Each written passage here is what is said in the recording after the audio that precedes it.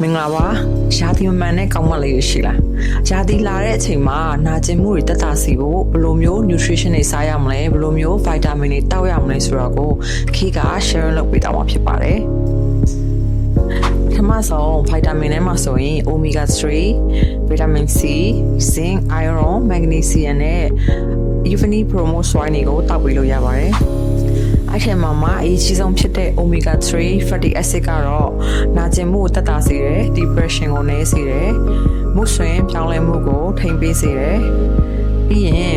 Evening Promo Soy ကတော့ hormone balance ကိုဖြစ်စေပါတယ်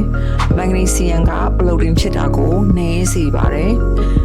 iron zinc ကတော့သွေးအားနည်းခြင်းကိုတက်တာစေပြီးတော့ vitamin C ကတော့ immune system ကိုအားကောင်းစေပါတယ်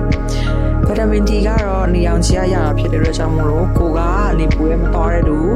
အပြင်သိမ်းချတဲ့လူဆိုရင်တော့တောက်ပေးတင်ပါတယ်ခေပြတော့တဲ့ vitamin တွေကိုမတောက်ချင်ဘူးဆိုရင်တဘာဝကရတဲ့အစားအစာတွေကိုလည်းစားပေးလို့ရပါတယ် omega 3 fatty acid ကိုရစေတဲ့ငါးအမျိုးမျိုးထောက်ပတိပန်းပွင့်စိမ့်နဲ့အဆီဆန်အမျိုးမျိုး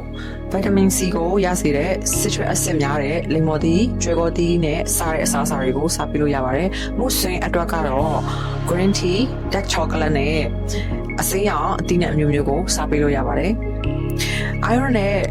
zinc အတွက်ကတော့ red meat မျိုးမျိုးကိုစားပေးလို့ရပါတယ်။ nutrition အနေနဲ့ fiber များတဲ့အုံမီ grains နဲ့အစိမ်းရောင်အသီးနဲ့အမျိုးမျိုးကိုစားပေးသင့်ပါတယ်။